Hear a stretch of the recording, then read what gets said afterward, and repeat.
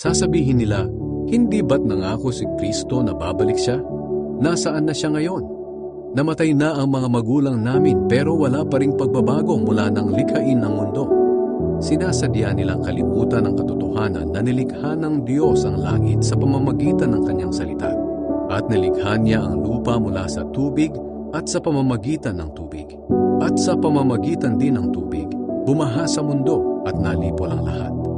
Sa pamamagitan din ng kanyang salita, itinakdang tupukin ng Diyos sa apoy ang kasalukuyang langit at lupa sa araw ng paghuhukom at paglipol sa masasama.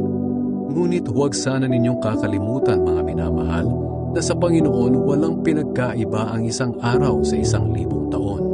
Para sa Kanya ang mga ito ay pareho lang. Hindi nagpapabaya ang Panginoon sa pagtupad sa pangako niya, gaya ng inaakala ng ilan. Ang totoo, binibigyan lang niya ng pagkakataong magsisi ang lahat sa mga kasalanan nila dahil ayaw niyang mapahamak ang sinuman. Ang araw ng Panginoon ay darating na tulad ng isang magnanakaw. Sa araw na yon, biglang mawawala ang kalangitan na may nakakapangilabot na ugong. Masusunog ang lupa at mawawala ang lahat ng